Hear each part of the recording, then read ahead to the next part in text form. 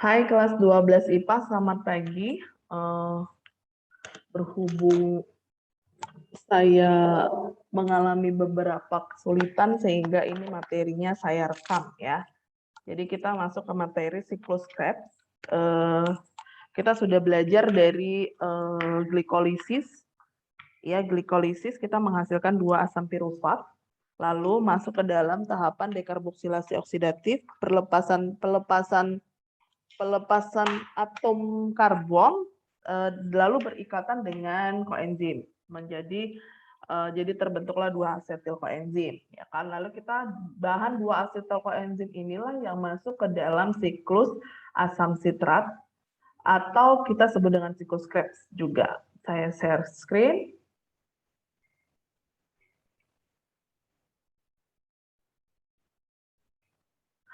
Kalau kita lihat nih sangat rumit ya, banget rumit sekali sebenarnya.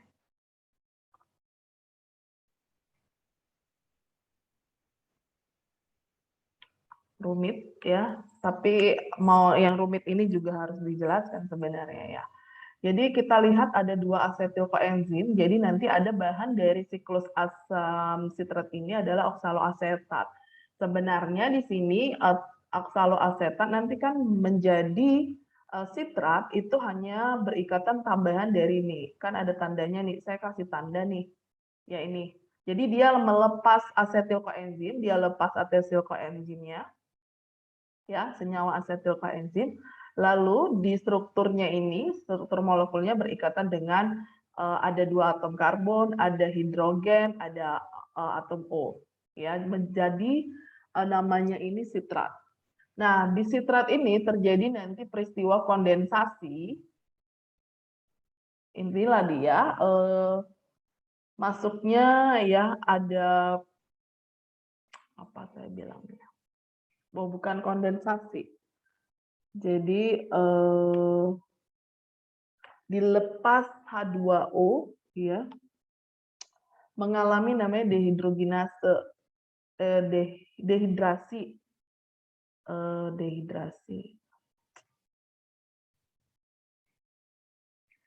Nanti dehidrasi ya. Dehidrasi kan berarti pelepasan ya. Dehidrasi kan artinya pelepasan air ya kan. Tapi nanti terjadi juga hidrasi.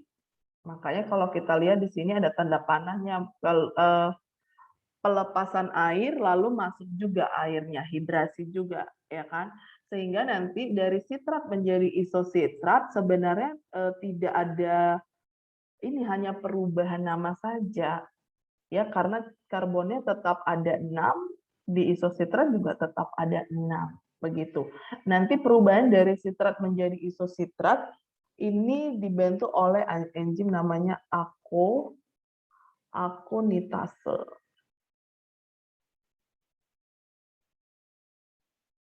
Nah, lalu kita lihat di isositrat. Kalau kita lihat di isositrat ini, kan dia memiliki berapa ini? 1, 2, 3, 4, 5, 6 ya kan? Berubah menjadi alpha ketobutarat ini menjadi karbonnya ada berapa? Ada 5. Terus Miss kemana karbonnya 1? Dilepasnya 1 karbon, lalu dilepasnya 2 atom O, membentuk CO2. Sudah? Lalu dilepas juga atom hidrogen 2 atom hidrogen yang itu ditangkap oleh NAD+, NAD+, ya. NAD+ ini adalah aseptor elektron. Aseptor elektron ini kan dia penerima elektron berarti ya. Nah, membentuk menjadi NADH ya, membentuk menjadi NADH. Oke. Nah, di peristiwa yang ketiga ini dibantu oleh enzim namanya isositrat. Karena bahasanya sulit saya agak nyontek ya, sorry ya. Dehidrogenase.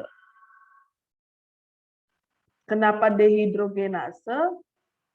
Pelepasan ya, pelepasan atom hidrogen ya.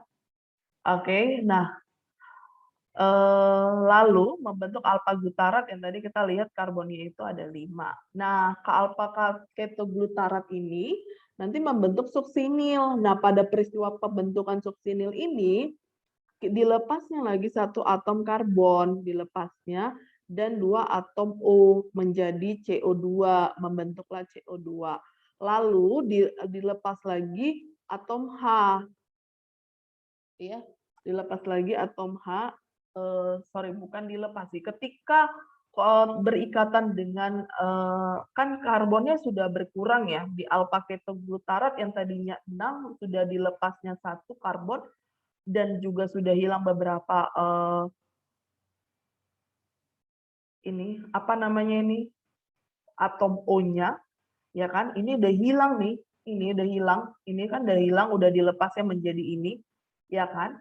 Nah, berikatan adalah dengan ada senyawa koenzim SH ini tadi, subhidril ya, subhidril koenzim, ya berikatanlah dia dan terjadi juga pelepasan atom hidrogen di sini yang diterima NAD+ juga dan akhirnya membentuk NADH.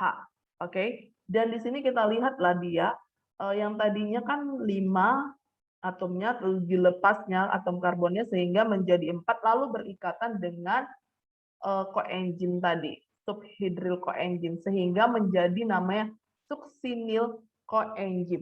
Di tahap yang keempat ini dibentuk oleh enzim yang namanya alfa ketoglutarat dehidrogenase. Alfa ketoglutarat dehidrogenase ya. Oke. Nah, pada peristiwa yang berikutnya, yang kelima ya, suksinil koenzim menjadi suksinat. Kita lihat karbonnya ada 4, di sini juga ada 4, berarti tidak terjadi perubahan struktur kimia, hanya jumlah atau hanya tidak terjadi perubahan, hanya perubahan nama saja, ya. Jadi kalau kita lihat di sini dilepasnya lagi koenzim. Sebelum terjadi pelepasan koenzim sebenarnya ada fosfat nih. Ada fosfat. Kalau dia ada P dan ada I-nya, itu fosfatnya itu berasal dari sitosol itu sendiri, bukan sitosol ya. Dari sel itu sendiri gitu, dari sel itu. Nah, jadi fosfat ini masuk sehingga nanti dilepaslah, terjadilah pelepasan koenzimnya ini. Jadi karena ada si fosfat ini, dilepaslah koenzimnya ini. Supaya nanti akhirnya berikatan. Sebenarnya ini reaksinya lebih panjang. Nanti ini share lagi ada videonya ya. Jadi si berikatan nanti dengan suksinil ini. Tapi nanti terjadi pelepasan lagi. Gitu.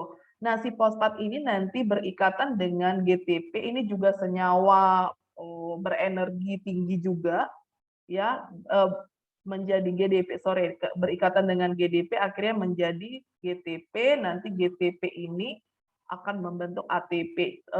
Jadi dia tergantung hewannya jenisnya apa ya. Kalau E. coli dia pakai GTP, kalau kita kan pakai ATP. Sebenarnya ini di bawah ATP nih, coba kamu lihat nih. Ujungnya nanti akan menjadi ATP karena dia berikatan dengan satu fosfat tadi. Ya. Jadi terbentuklah, jadi kalau ada tanda bintang begini berarti terbentuk ATP di sini pada peristiwa. Jadi kalau soal tuh nanti gini, pada peristiwa apa terbentuknya ATP di siklus Krebs gitu. Jadi perubahan dari suksinil koenzim dengan suksinat itu terjadi namanya pembentukan ATP ya. Di sini enzim yang digunakan adalah namanya suksinil koenzim sintase. Suksinil koenzim sintetase.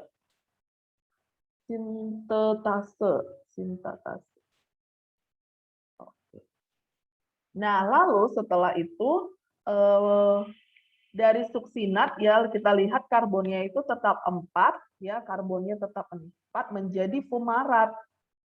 Karbonnya juga tetap 4 ya kan, cuman di sini terjadi melepaslah dilepas 2 atom hidrogen ya ke FHD. Terus Miss, kenapa nggak NAD ya Miss? Kan aseptor elektron. Tapi dalam peristiwa ini ya, selalu penerimanya ini adalah FAD. Tuh, jadi yang mengalami oksidasi. FAD ini adalah aseptor elektron dalam oksidasi di mana nanti menghilangkan 2 atom hidrogen pada substratnya. Jadi berikatanlah dia sehingga membentuk FADH. Ya kalau fumarat kan tidak ada perubahan, karbonnya masih tetap sama 4. Ya di sini dibantu oleh enzim yang namanya suksinat dehidrogenase.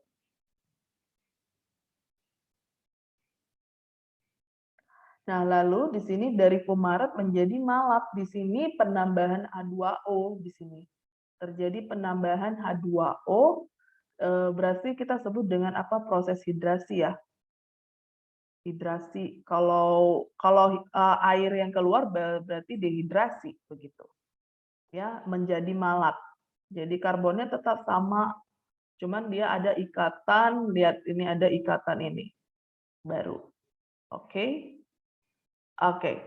Nah, dari situ dari malat nanti akan berubah menjadi oksaloasetat ini. Dihasilkanlah di sini NADH dari pelepasan 1 atom karbon, 1 atom hidrogen dari si malat.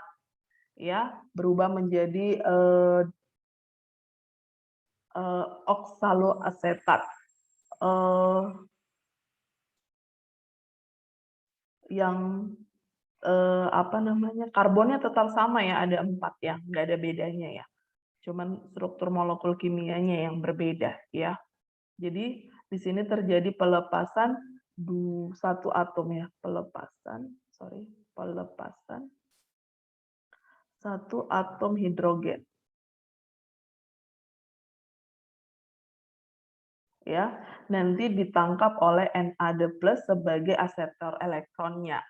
Jadi menjadi NADH. Oke, menjadi oksaloasetat lah nanti. Sudah, itulah yang terus bersiklus. Terus terjadi siklus, terus terjadi siklus. Begitu.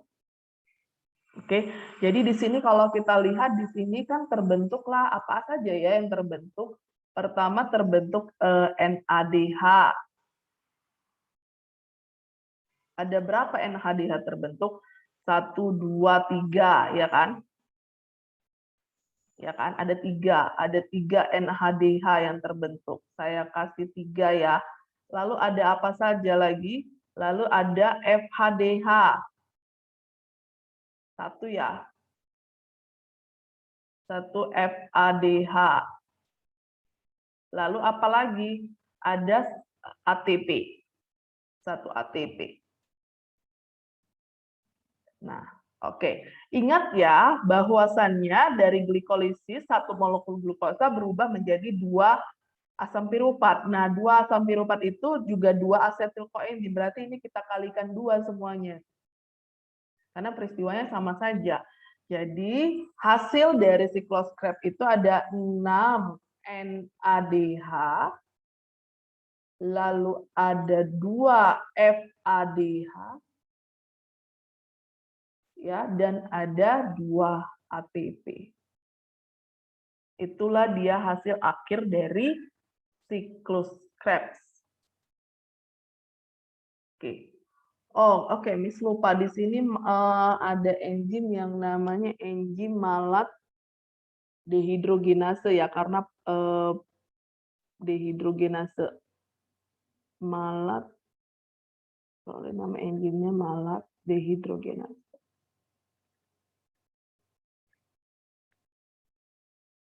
Oke, itulah dia siklus Krebs. Terima kasih sudah mendengarkan, diulang berkali-kali supaya kamu paham. Oke, terima kasih, saya tutup.